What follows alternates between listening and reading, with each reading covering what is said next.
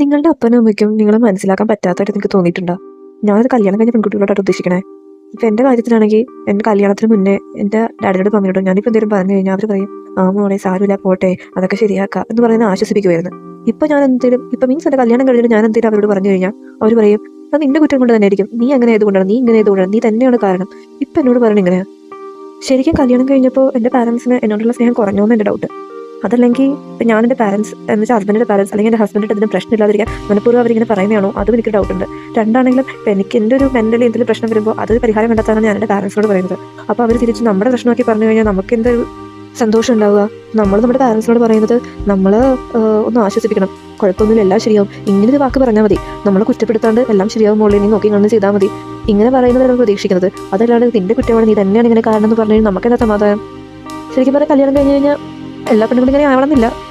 നമ്മൾ മനസ്സിലാക്കാൻ ആൾക്കാർ ഇല്ലാത്തൊരവസ്ഥ ഉണ്ടല്ലേ.